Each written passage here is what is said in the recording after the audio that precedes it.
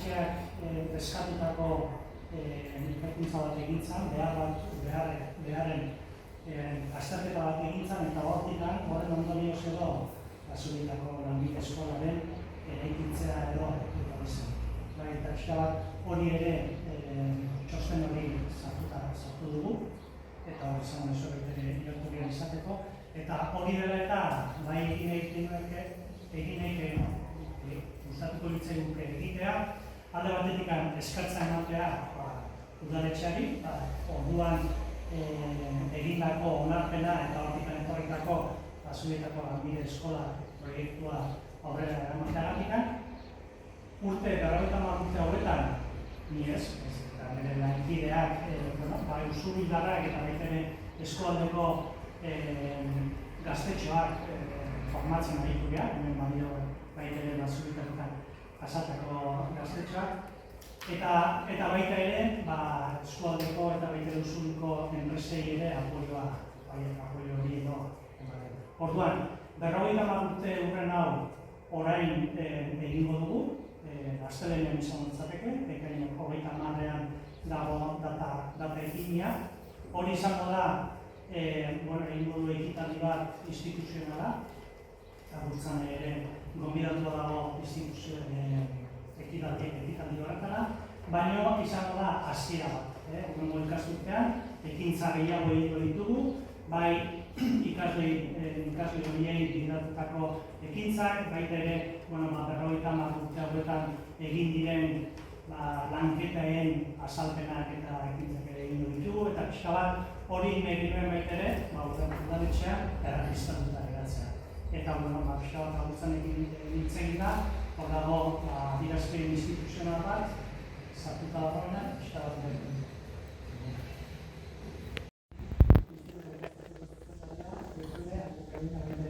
Lankide azken dutzeko eta baita ere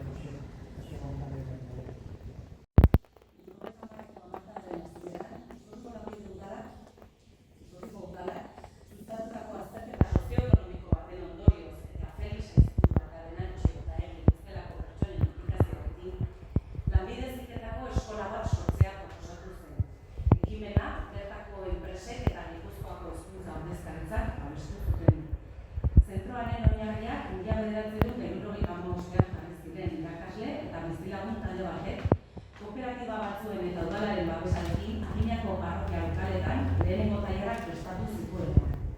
Ia baliabiderik eta makineria modernorik gabe hankadak egin, erabilitako motorrak konpondu eta inguruko enpresek emandako materiala bildu zuten. Mekanika eta administrazioa espezializateak martxan jarri ziren, udalbekak eta baserrietatik autobusak kudeatu ziren eta familientzako orientazio zerbitzu bat sortu zen. Izan zitezkeen irteera akademikoak eta lan irteerak azaltzen zituena. Ikasleek eta irakasleek ere lan komunitarioak egiten zituzten, eraikin publikoetako instalazio elektrikoa konpontzen zituzten, Urolako herriberako barandak margotzen zituzten, eta helduentzako alfabetatze teknikoko gaueko ikastaroak antolatzen zituzten. Emankizunari esker gazte asko beren ingurunetik urrundu beharrik gabe trebatu ziren eta gaur arte iraunduen lankidetza kultura sortu zuten. 1979an gestio prozesu luzearen ondoren egungo eraikina inauguratu zen Zubietan. Landa ingurunean kokatutako eskola txikiak, baliabide gutxikoa, baina giza konpromiso handikoa. Nazioartean aitortutako erakunde bihurtzea lortu du hezkuntzaren, berrikuntzaren, lankidetzaren eta bikaintasunaren ikur. Irakasleen eta irakasle ez diren langileen konpromisoak, erakundeen, enpresen eta familien laguntzarekin batera, sendotu egin zuen proiektu hori eta urratsez urrats, prestakuntza eskaintzan, ekipamenduan eta prestigioan hazten joan zen.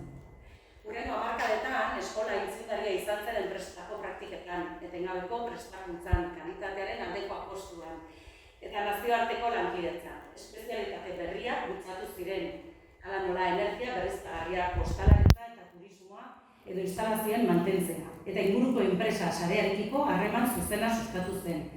Gaur egun, ikastetxea erreferente da hezkuntza eta teknologia berrikuntzan, inguruko enpresekin harreman estuan prestakuntza ematen du, nazioarteko proiektuetan parte hartzen du eta bere espazioak eta metodologiak ikaskuntza aktibura egokitzen ditu.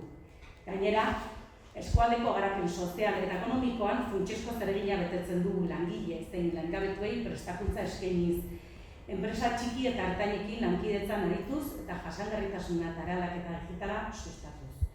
Energia berriztagarrien alorrean, estatuko bikaintasun zentroen sarearen parte gara, eta horrek beste zentro eta eragileekin lankidetza estrategikoan jarduteko aukera ematen dugu. Irudi berriarekin hasiko dugu datorren ikasturtea, baina duela 50 urte eskola sortu zeneko ilusio berarekin.